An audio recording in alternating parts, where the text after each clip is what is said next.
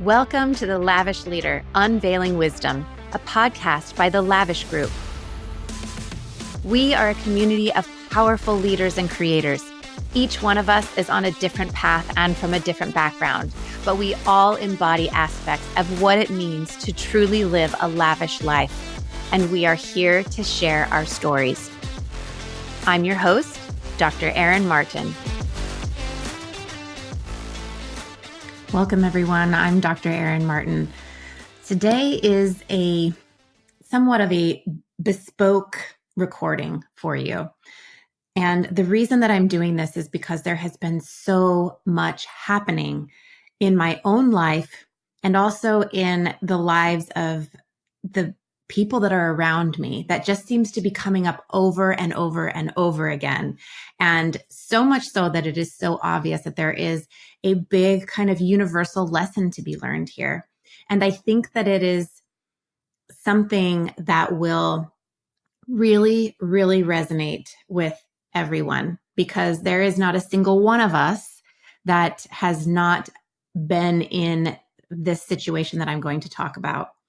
And just to dive right into it, this situation is not having faith in yourself, not trusting yourself, not making the decisions that need to be made, and going around in the same patterns over and over again. And these can be things that are small. These can also be some really big patterns that are harmful to you or the people that you love or to the life that you're trying to create. And honestly, for me, this introspection that brought this all up to me and brought it to my awareness came out of a really big frustration that I was projecting onto other people in my life. I was projecting it onto my mother, my friends, these other women really in my life. And I would say even my husband, who I was looking at in a way that was like, they need to do something about this, and not really looking at myself. And that's one of the issues that I have, because as a doctor, I'm always looking at how I can quote unquote help people. But the shadow side of that is that I often miss the lesson for myself. So as a person who has lived through childhood trauma and done a lot of work around that, what has become quite obvious to me as I've gotten older, and it actually has gotten worse as I've gotten older, is that I have trust issues. And mostly I have seen that has led me to want to do everything on my own. Meaning, the adage that, if you want something done right, do it yourself. It has served me in both ways. It has served me in that I have been able to make a lot of things happen on my own. And this may really resonate with you. I know that with the thousands of women that I've worked with, especially the high performers, the, very successful, driven, ambitious women, that has served us all well. And I know that there are so many that have, that MO in their life. And the shadow side, again, there's a shadow side, right? There's always a shadow side of that, is that it's so easy to burn out. It's so easy to depend so much on yourself that there is no time for rest. There's no time for introspection. There's no time for stopping and slowing down and creating from a space of what I've always called first cause creation, which is because I want to, not because I'm running from something, trying to fix something, or because somebody else thinks that is what needs to be done. So interestingly, when I was younger, I was very driven, very ambitious. There was nothing that I set out to do, literally, that I was not able to accomplish. And as I've gotten older, and I think this just comes with time on the planet, more things happen to you, that you begin to see the ripple effects, good and bad, in your life and in the lives of those around you. And you have a lot more of things that you can start second guessing yourself, having regrets about, resentments about. And I've had a lot of those, as many of us have. And as I've gotten older, I have started to see that the trust that I have in myself has diminished. I have begun to second guess myself. I have begun to analyze everything, over analysis paralysis, perfectionism, all of these things, which are for many of us trauma responses, have become so much more evident to me. And perhaps it's just that I've become more aware of them. I don't know. It doesn't seem like they used to really rear their heads so much when I was, in my 20s, for instance. But that has eroded the trust that I have in myself, so much so that I've had so much frustration recently with what I have perceived as my inability to find clarity around things that I want to accomplish, things that I want to create in my career, in my service to others. And those are the big issues for me, because that is such a huge part of my passion, my desire to help people on this planet. And the frustration has come in that absence of my perceived absence of clarity around those things. And when I really dive into that, when I really, really take the time to dissect what is it that's keeping me in this story of stuckness. And I really want you to pay attention here, because I think that this is so important and it will really resonate. What is it, if you're feeling stuck, what is it that's keeping you in this story of stuckness? And what I have discovered is an identity that I would have never consciously have taken on myself. But it truly is an identity of, wait for it, victimhood, which will turn so many people off right away. But I want you to keep listening. I have never in my life identified as a victim, despite the things that I could have easily said. I'm a victim of this. I've been a victim of abuse, whatever, misogyny, whatever.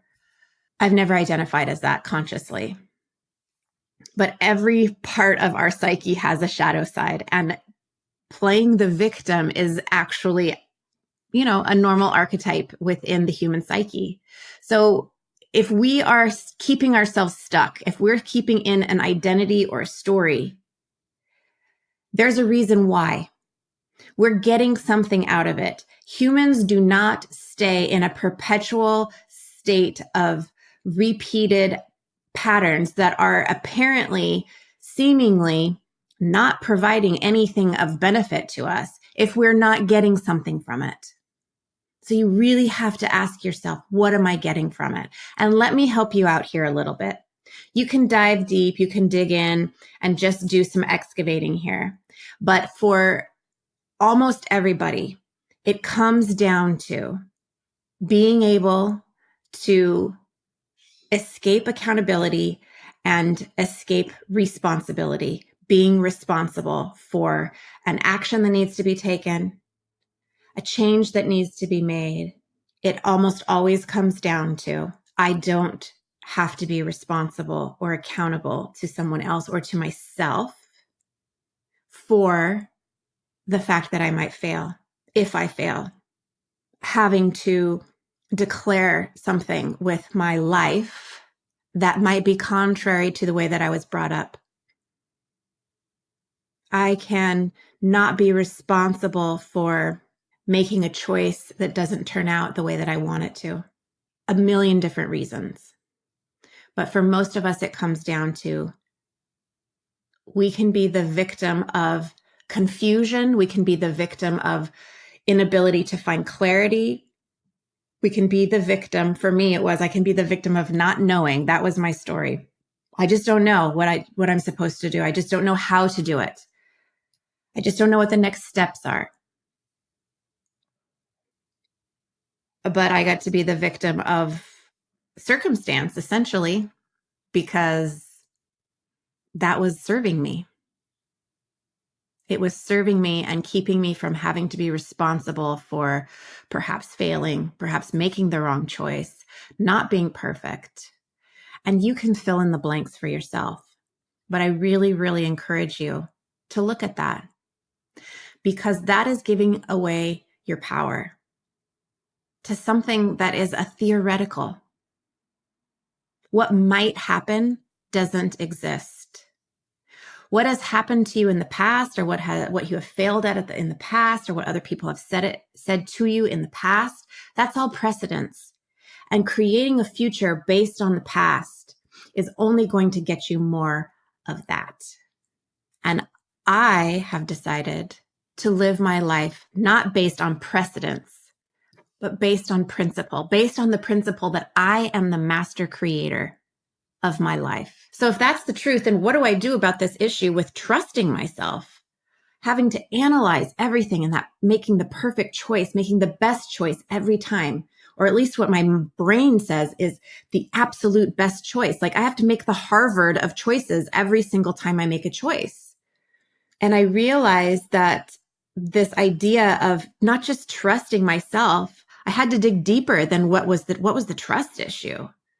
Is that there was a fundamental lack of faith in myself, which seems crazy. For many of you, it will seem crazy because everybody else has faith in you. And you've been able to create and be successful on so many levels continuously, even now. And yet, how is it possible to do that if there is a lack of faith in yourself fundamentally? When we're stuck because of a past identity, because of, let's say, for example, what you used to do. Let's be simple here.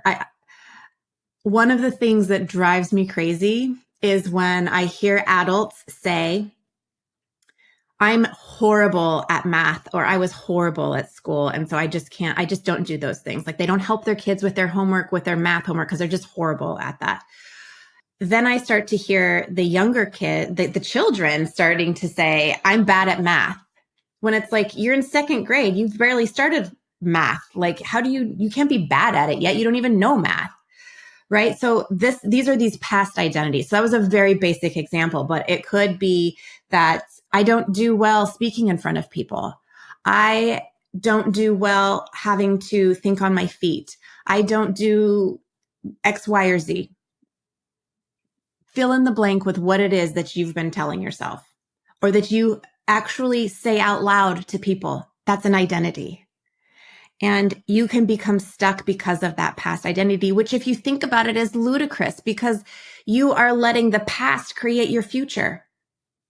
You are abdicating your say. Up until now, it's been difficult for me to speak in front of people. But I'm changing that, and I know I'm going to get better. That's the mentality. That's the mindset. Those are the words, because life happens in language. Words have power.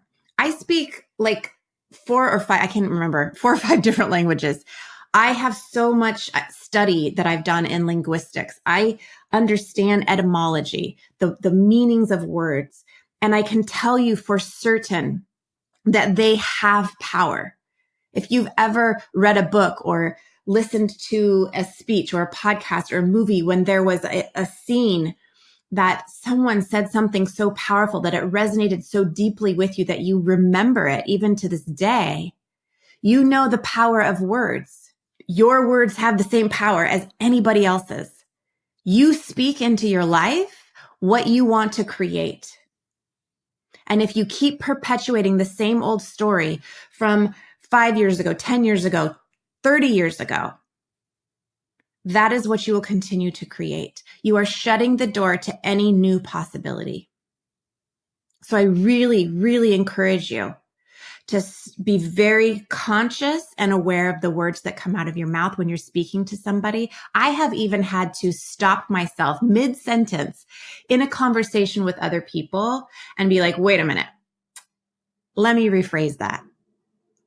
This is what I meant to say.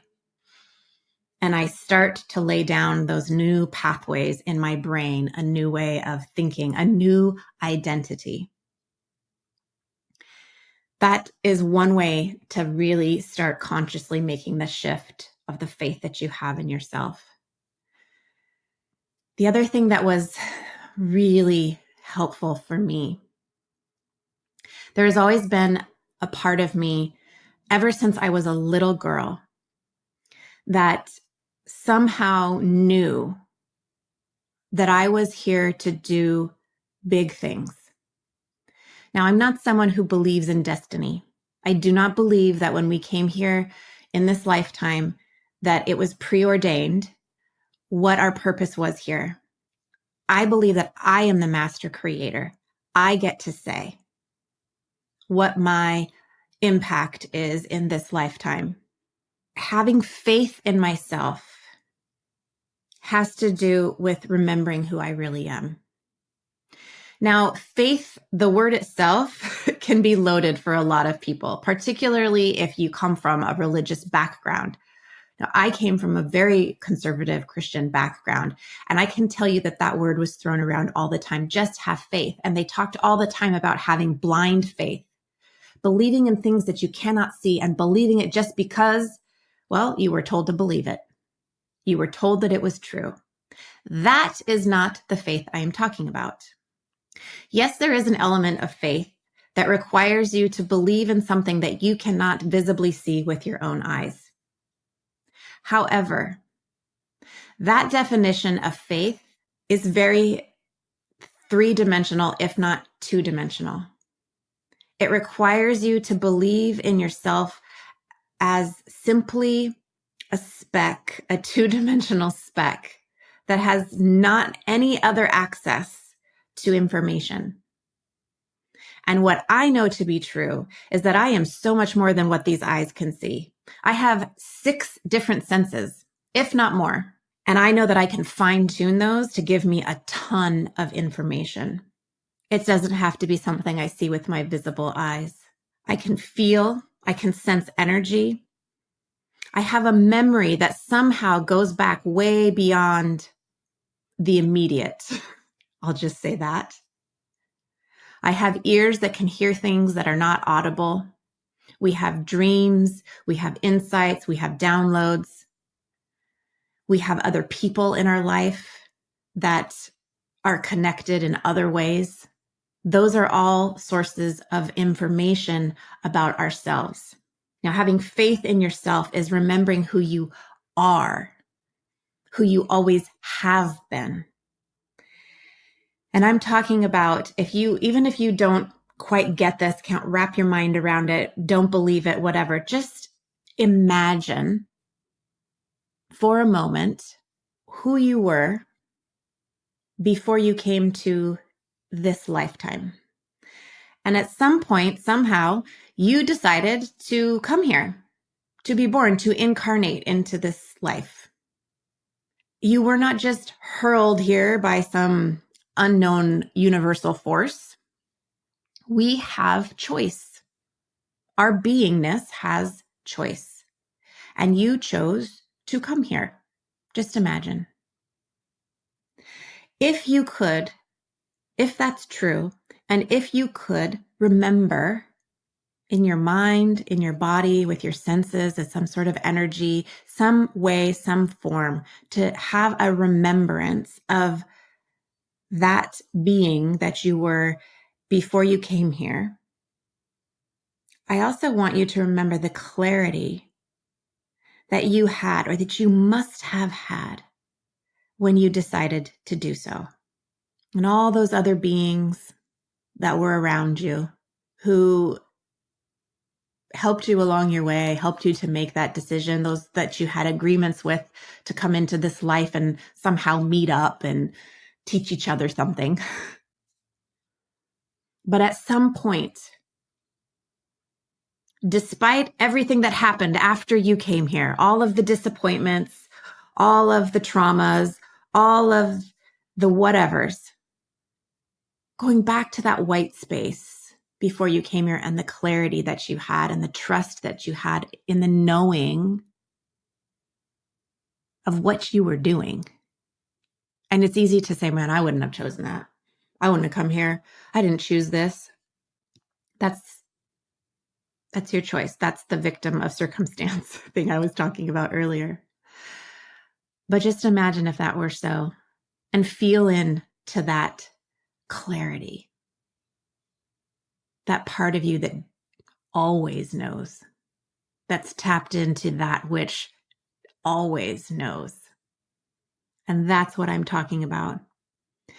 And when I was able to do that, having faith in myself took on a whole new meaning, because I felt that clarity. I felt that knowing. I felt that, yes, I'm signed up for this. And the reason that I can feel that internally, even within my body, is because even as a little girl, as I said, I felt that there was something so much more to what I was doing here. I never felt like a victim of circumstance.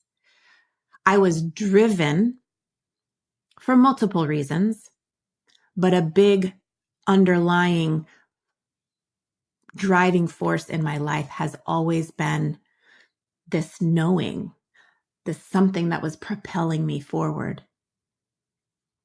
And yes, as I got older, there was a lot of running away from things that was propelling me forward, just like you, just like other people. I'm no different. But if I can pick those parts of this life up and set them aside for a moment and come back to that white space of the truth of me, boy, then having faith in myself with the capital S, my capital S self, that takes on a whole nother meaning. And in that, I have been sitting in that contemplation of that clarity and that faith in myself for several days now. And that's one of the reasons that has really impelled me to do this kind of off the cuff recording, because doing that has created a momentum in my daily life that is clearing out all the cobwebs. It's clearing out all the confusion. It's clearing out all the I don't knows. And the clarity is coming. The veil is thinning. I'm starting to see what was already there, but I was living in an old identity of I don't trust myself because, a couple of things that I've done in the past haven't turned out. And I haven't had the grace for myself to just fail fast and get back up and keep going. And up until now, that has been the story. And now I understand where my clarity comes from. I understand what it means to have faith in myself. And I can tell you, I have faith in myself because I have a whole new definition of faith, which is a whole new identity of self. And it can be the same for you. You can have trust in yourself again. And you do need the momentum to make this happen, because life is an enactment. And the only reason that you're not moving forward is because you are forgetting the finiteness of this lifetime. It's time to build some momentum, even if it's in baby steps. It's time to trust yourself. It's time to let failure be okay. What is failure anyways? And who says it's a failure? If you are moving forward in your life, there is nothing that is a failure. Just because you invest money in something and it doesn't give you an ROI does not mean it is a failure. Whose rules are you playing by? I have a very successful life. I have spent money on things I have no idea if I will ever get an ROI in the literal sense of the word on the tens of thousands, if not hundreds of thousands of dollars I have invested in my education or otherwise. I don't consider any of that a failure anymore. That's an old story. I am stronger. I am wiser. I am happier because of my life. And I encourage you really to start changing the narrative of your story. Be in reality of what is serving you and what is not serving you. Get out of the past. Stop letting your past create your future. You say now. The past does not exist. The future does not exist. The present moment is it. And you get to say what you carry forward, what you build, what you create. You are the master creator. So have faith in yourself, build some momentum, and that will change everything. So I hope this has been helpful for you. I hope it helps you to create some clarity in your life. And I really hope that you will get out there and create something new for yourself right now. Have a great day. The Lavish Leader, Unveiling Wisdom is brought to you by Dr. Aaron Martin and the Lavish Group. To find out more about Dr. Aaron and how you can create and embody a lavish life for yourself, visit thelavishgroup.com. And don't forget to search for Lavish Leader in Apple Podcasts, Spotify, and Google Podcasts, or anywhere else podcasts are found. And click subscribe so you don't miss any future episodes. On behalf of the team here at the Lavish Group, thanks for listening. And remember, you too can live a lavish life of fulfillment, beauty, and love.